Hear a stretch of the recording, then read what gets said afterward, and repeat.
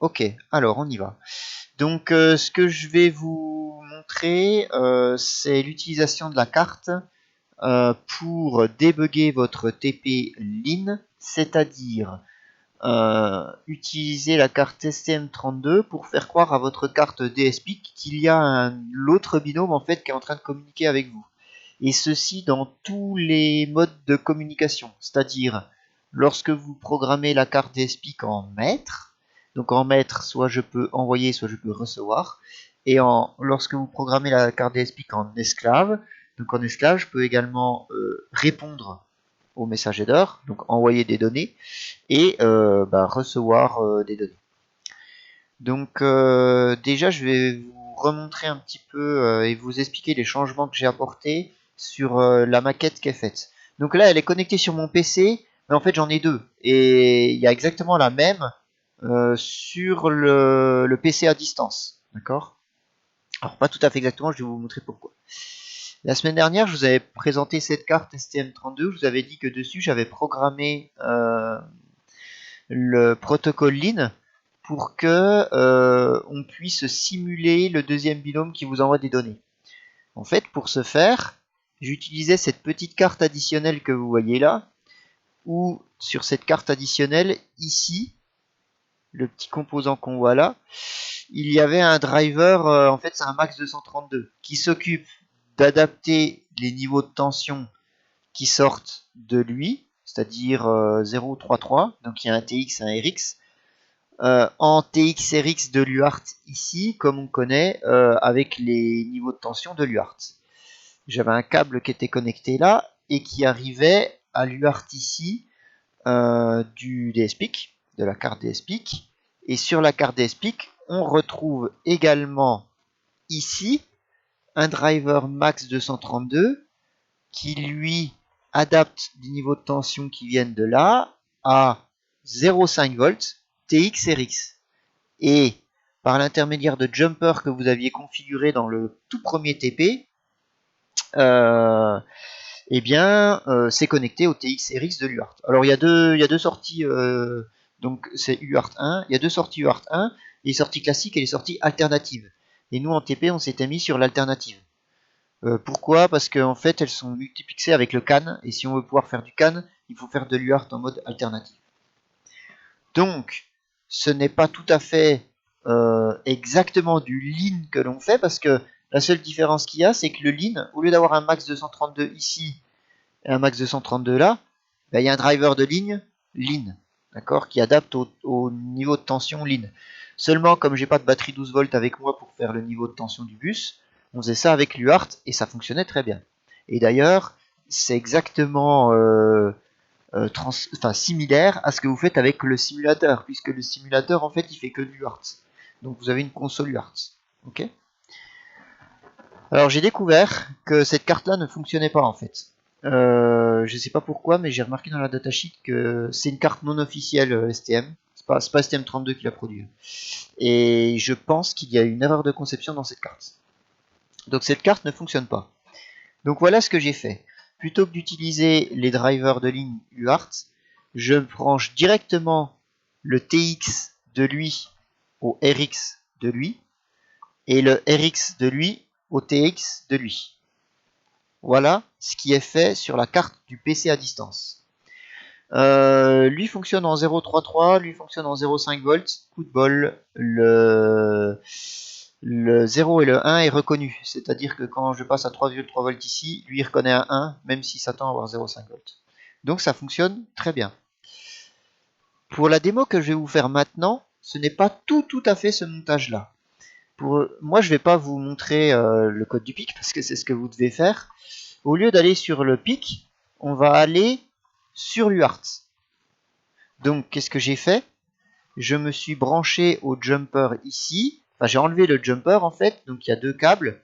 Il y a un câble qui est connecté au TX-RX du PIC qui vient sur ce jumper là. Et après, ça va au Max 232.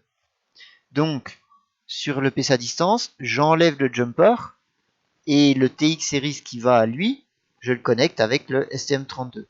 Là, sur cette démo là, j'ai fait l'inverse. C'est-à-dire que ces deux câbles là, ils vont au driver UART. Et donc, ce que j'écris en ligne ou lis en ligne ici passe par ce câble UART. Et ce câble UART va sur mon PC. Ok?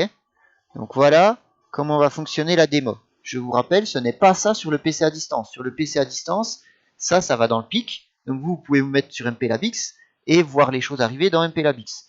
Moi, en fait, je vais faire la même chose, sauf que je vais faire arriver et partir les choses depuis PuTTY. C'est pour ça que je me suis mis dans cette configuration-là. Ok, donc, on va regarder ça. Je vous ai mis là une page internet avec la table ASCII pour qu'on puisse un petit peu faire le lien avec ce qui va être lu et écrit dans PuTTY. Et je vous rappelle que mon programme sur UART, sur PuTTY, on écrit tout en base 10, donc en base décimale, donc on va regarder cette colonne tout à gauche ici. Oui.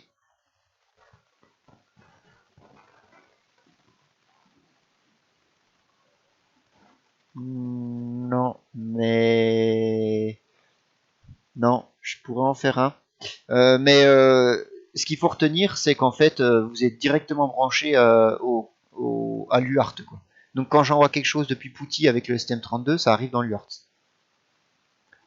Vous vous prenez pas du tout la tête.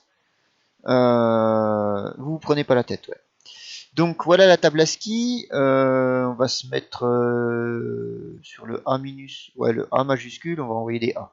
Donc c'est 65, d'accord? Alors, il y a juste un truc à faire très important dans votre code sur, sur MPLabX. Dans le premier TP-Lin, je vous avais fait faire un code qui envoie le synchronous break, le synchronous field. Donc vous savez, au début, il faut envoyer 13 bits à 0, et puis après, il faut envoyer 55. Pour que cela fonctionne, vu qu'il n'y a plus les drivers de ligne, il faut désactiver l'envoi du break. Donc je désactive, vous saviez, il y a un bit qui s'appelle UTX break, qu'on met à 1, donc ça envoie un break. Pour envoyer 11 bits de break, je faisais une petite temporisation, donc je vous avais fait calculer un délai en microsecondes, et puis après on le repasse à 0. Ces lignes-là, vous les désactivez. Vous envoyez directement 0x55 pour initier la communication ligne. Ok? C'est la seule chose qu'il faut faire en fait, de différence par rapport à ce que vous avez avec le simulateur. Ok, donc là j'ai ma table ASCII. Je vais lancer deux instances de PuTTY. Alors la première c'est pour me connecter à ma carte STM32. Hein, c'est ce que je vous avais montré la semaine dernière, je vais vous le remontrer en détail. Et le deuxième, c'est pour me connecter à la carte PIC. Donc l'UART du PIC là, je remets la webcam. L'UART ici, je vais me connecter avec PuTTY dessus. Donc j'ai deux PuTTY en fait. Hein. J'ai le PuTTY du STM32 là, de ce UART là, et j'ai le PuTTY de ce UART là. Alors je vérifie juste sur quel com je suis branché. C'est comme 5.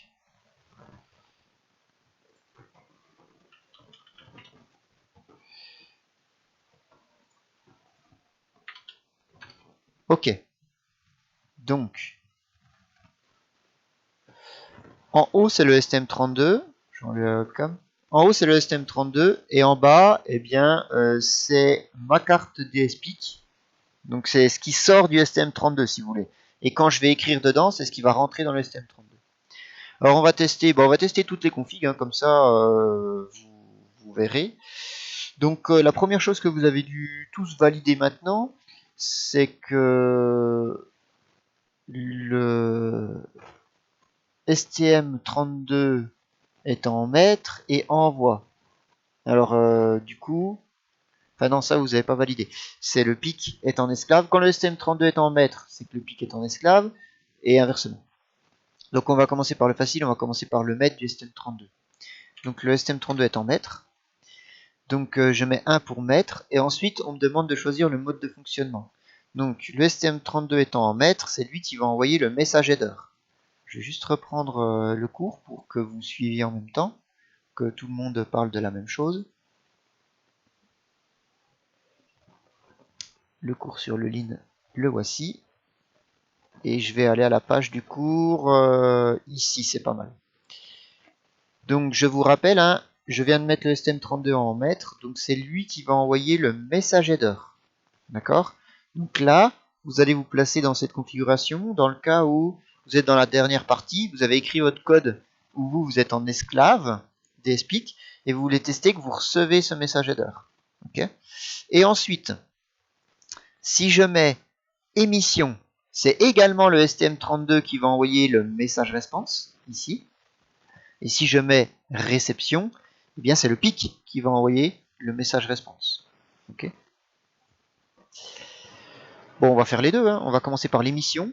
Donc là, le STM32 envoie et le header et le message response.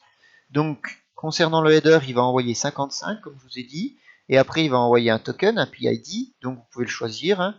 On va choisir, bah tiens, 65 pour A majuscule. Donc 65 en rentrant en décimale, hein. Ça fait A majuscule en caractère. La longueur des données, on va envoyer une seule donnée. Et la donnée, allez, on va envoyer C majuscule qui est 67. Voilà. On choisit la fréquence d'envoi, par exemple, toutes les secondes. Donc là, qu'est-ce que je vois? Eh bien, je vois que toutes les secondes, il envoie un message avec l'ID 65 qui est A, la data 67 et à côté il y a 0, c'est le checksum. Ok. Qu'est-ce que j'ai sur PuTTY qui arrive? Le PuTTY du DSPIC, enfin ce qui sort vraiment de l'UART du STM32. J'ai U majuscule qui correspond, je vous le rappelle, à 0x55. Ensuite j'ai A, ensuite j'ai C, et le caractère un petit peu bizarroïde là, c'est parce que le checksum, c'est pas un caractère écrivable. Ok, c'est tout. Donc on voit que ça fonctionne bien. Donc là, en fait, si vous remplacez le PuTTY par votre carte DSPIC, bah voilà ce qui arrive dans votre carte DSPIC toutes les secondes. Donc vous pouvez valider la fonction esclave lecture comme ceci. Puisque votre PIC sera en esclave, il va recevoir le message header avec le token qui est A, et ensuite lecture puisqu'il reçoit C et le checksum. Donc il doit tout lire. D'accord? Alors j'appuie sur R pour reset la carte STM32. Je vous rappelle, pour c'est petit r qu'il faut mettre, c'est pas R majuscule. Donc je repasse en mode maître. Cette fois-ci, je vais faire de la réception. Donc la carte STM32 envoie toujours le header, mais cette fois-ci, c'est le DSPIC qui va envoyer la réponse. Alors nous, on va simuler le DSPIC avec l'UART d'en bas. Comme il envoie le header, il me demande un PID. Donc je vais rentrer un PID, je vais rentrer toujours le même, je vais mettre 65 pour A majuscule. Et ensuite, il va me demander juste la longueur des données à laquelle il s'attend à recevoir, puisque c'est le DSPIC qui va envoyer. Alors pour la longueur des données, vous mettez la longueur des données checksum exclu. Donc si par exemple j'ai une seule donnée qui est envoyée, en fait je vais en avoir deux. Je vais avoir la data 0, la première donnée, prends mon schéma. Enfin data 1, ça commence par data 1. Data 1, la première donnée, et ensuite le checksum. Ok. Vous faites gaffe dans le STM32, moi j'ai mis data 0 là. Mais bon, c'est pareil, vous comprenez bien. Donc en fait je vais avoir deux octets. Mais comme on n'envoie qu'une seule donnée, on met une donnée. On choisit la fréquence d'envoi, c'est la fréquence d'envoi à laquelle il va envoyer le message header. Néanmoins, une fois qu'il a envoyé le header, lui il bloque jusqu'à ce qu'il ait la réponse. Donc si votre PIC n'est pas rapide, ça va pas faire ça toutes les secondes. D'accord? Je vais vous montrer. On va mettre une seconde. Voilà. Alors si vous avez regardé, si vous étiez attentif, là, il est apparu dans la console d'en bas U et A. U et A, pourquoi U? Parce que c'est 0x55, A parce que c'est le PID A. C'est-à-dire que j'ai bien reçu le message header. Donc là, il est bloqué, le STM32, parce qu'il attend le message response. Je vais lui donner. Donc je clique sur ce petit ici, là, et je vais taper avec mon clavier. Alors on va taper la lettre C, C majuscule. Je vais faire un C majuscule sur le clavier. Et après, je vais taper une autre lettre au hasard qui sera le checksum. Donc C majuscule et F majuscule. Donc j'ai tapé C majuscule et F majuscule. Je peux voir sur le STM32 que j'ai bien reçu le message response. La data c'est 67. 67 correspond bien à C majuscule. Et ensuite j'avais tapé F pour le checksum. F qui est F majuscule ici. Alors le STM32 il vérifie pas que le checksum est OK ou pas OK. il vous bombarde juste, enfin, il vous dit juste ce qu'il a reçu. Ok. Après, à vous de savoir si c'est correct ou pas. C'est juste un debugger. Hein. Donc voilà. Comment est-ce qu'on fait pour tester le STM32 en mode maître et donc pour tester votre carte en mode esclave. Attention à ce que je vais dire maintenant. Lorsque vous testez votre carte sur le PC à distance, ne lancez pas votre programme en mode run. Alors, pour ce cas-là, ça ne pose pas trop de problème. Parce que si vous le posez en mode run, la première chose qu'il va faire votre programme, enfin, normalement, il fait une boucle infinie en attendant de recevoir le message header. Donc, c'est pas un souci. Parce que tant que vous n'aurez pas paramétré le STM32, bah, vous n'allez rien recevoir. Ce qui est très important, c'est toujours de mettre en route l'esclave, donc celui qui attend le message header, avant celui qui l'envoie. D'accord? Parce que si vous commencez à envoyer et l'autre est pas encore prêt, et après vous l'activez, bah vous comprenez bien que l'un va être bloqué comme s'il avait envoyé, l'autre a pas reçu, et puis bah, ça bloque. Okay. Ou pire encore, des fois, ça va aller remplir le buffer de l'UART alors qu'il n'est pas paramétré l'UART. Donc toujours la règle d'or, c'est déjà quand vous débuguez là-dessus, vous mettez en mode pas à pas, et c'est toujours on lance l'esclave avant le maître. Voilà. C'est uniquement parce que j'ai bidouillé comme ça, hein, dans un vrai circuit, ça vous n'avez pas à vous soucier de ça. Ok, alors on fait maintenant le mode esclave du STM32. Donc là je suppose que c'est votre DSPIC qui est maître. Donc c'est toute la partie 2 là, du TP. Donc on va choisir ici le mode esclave. Donc 2. Et pareil, hein, le mode esclave. Soit donc le mode esclave, qu'est-ce que c'est du STM32? C'est le PIC qui va envoyer le message header. Et ensuite, si on est en émission, le STM32 va envoyer le message response. Si on est en réception, le STM32 va recevoir le message response. Okay. On y va? On va tester les deux. On va commencer par l'émission. Donc, le STM32 reçoit le message header et répond. Donc, bien entendu, comme il répond, bah, il va me demander qu'est-ce qu'on fait pour la réponse. Donc, on choisit la longueur des données. Tiens, on va en mettre 2 ce coup-là. Donc, on va envoyer 2 données. Alors, choisissez la première donnée, la data 0. On va envoyer un D, par exemple. Donc, D, c'est 68, D majuscule. Et ensuite, pour la data 1, on va envoyer un F. F, c'est 70. Hein, D68, F70 qui est ici. Voilà. Il calcule tout seul le checksum. Il va le fabriquer, hein, bien entendu. Maintenant, il se met en attente. Il se met en attente de quoi? De recevoir le message header. Donc moi, je vais simuler mon DSPIC avec le deuxième PuTTY. Et je vais simuler l'envoi du message header. Donc j'envoie un U majuscule. Donc j'appuie sur U majuscule sur mon clavier. Et ensuite, je vais appuyer sur A majuscule. Je vois que la carte STM32 a bien reçu une tramline. Cette tramline, on me dit que l'ID c'est 65. C'est bien ça. J'ai tapé A majuscule avec mon clavier. Donc c'est bien 65. Et ensuite, il a envoyé le message response qui est 68, c'est-à-dire A. Et là, je vois un A sur mon PuTTY du bas. 70 qui est F. Je vois bien 70 pardon qui est D. Je vois bien un D sur mon PuTTY en bas. Et 173, alors 173, c'est pas un caractère exploitable. Il m'a affiché un F et un caractère illisible. Mais c'est juste pour montrer que c'est le checksum. Okay. Donc ça marche bien. Donc, si à la place du PuTTY ici, vous avez comment s'appelle, votre carte PIC. Donc avec votre carte PIC, vous envoyez le header. Et normalement, après, vous allez recevoir A, D et le checksum. Et 173 en fait. Donc, 173 en décimale, il faudra convertir en hexa. Okay. Voilà. Dernière configuration. On choisit le mode de fonctionnement du busLIN. Donc, je vais tester la dernière config, c'est le mode esclave. et c'est le mode réception. Alors là, du coup, on me demande la longueur des données. On va mettre 2 données. Et là, il s'arrête et il attend. Pourquoi il attend?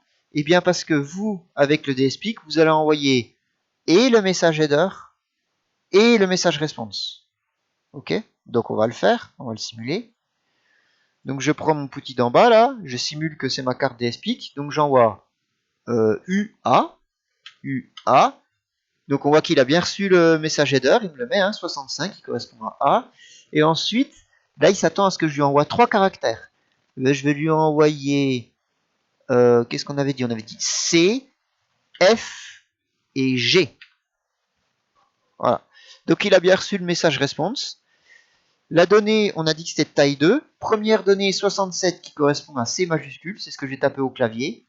Deuxième donnée 70, ici c'est ce qui correspond à F majuscule, c'est bien ce que j'avais tapé au clavier. Et j'ai tapé au clavier G pour le checksum 71. Toujours pareil, il vous affiche le checksum de manière brute. Il vous dit pas si le checksum est OK ou pas OK. C'est à vous après de regarder ça. Voilà, j'ai fait le tour du programme. Donc, vous avez vu qu'on peut tester toutes les configurations possibles. Bien sûr, ça continue après. Donc là, il sera temps une nouvelle. Je peux taper UA, vous voyez, FFF par exemple. Et donc, j'ai bien 3 fois 70 qui arrive. UA, 5, 6, 7. Et il n'y a pas de souci. Alors, vous faites gaffe. Là, du coup, vous avez vu, il m'a pas demandé de fréquence. Le seul truc qui peut faire planter, c'est si, hop, je me mets en mode maître, ici. Je me mets en mode réception. Donc lui, il va envoyer le message header et il attend la réponse. Donc on met un PID au hasard, enfin on met 65, une donnée, et la fréquence, je vais mettre 1 seconde. Donc là, il envoie le message header, et moi je lui réponds, avec par exemple FG. Voilà, là il renvoie le message header, etc. Donc si j'appuie sur FG, et là je renvoie des données, avant qu'il ait fait le message header, là le STM32 il plante. Parce que, en fait, il a reçu les données, il attend la seconde pour renvoyer le header, et il a reçu des trucs avant d'envoyer le header. Et ça, c'est pas possible. Puisque sur le busline, un esclave ne peut pas prendre la parole, tant que le maître lui a pas posé la question. Du coup, ce qui se passe, c'est que le buffer du hard, il remplit, il explose, et puis ça fait planter le STM32. C'est le seul cas. Mais s'il est planté, vous appuyez sur R, et puis c'est reparti. Pas de souci. Ok. Donc en conclusion, on peut tester les 4 modes différents, maître, esclave, émission, réception. Moi je viens de vous montrer ça comme si ma carte c'était une UART, mais vous tout ce que j'écris et je lis dans cette UART là, c'est votre code du STM32. Donc ce que vous faites, c'est que vous faites un breakpoint quand vous êtes sur le PC à distance, et puis vous regardez si le breakpoint se déclenche, et après avec les variables, vous pouvez regarder les trucs arrivés dedans. Bien sûr, je rappelle que sur le vrai PC, là j'ai bypassé l'UART. Donc l'UART ne fonctionne plus. Donc n'essayez pas d'afficher des résultats dans l'UART. Ça ne marche pas. L'UART elle est utilisée pour faire du lean. D'accord? Donc le seul moyen d'aller vérifier vos résultats, c'est de mettre un breakpoint et puis de regarder les variables à l'intérieur comme on l'a fait dans le TP1 et comme vous faites avec le simulateur. Ça marche exactement pareil. Ok? Y a-t-il des questions?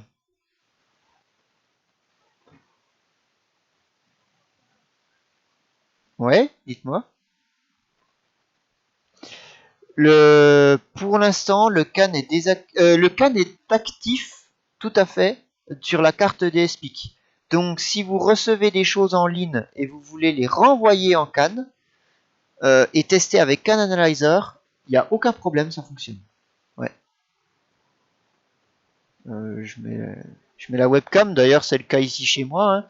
Donc le CAN ici, il va au CAN Analyzer là-bas. C'est exactement pareil sur la carte test. D'autres questions?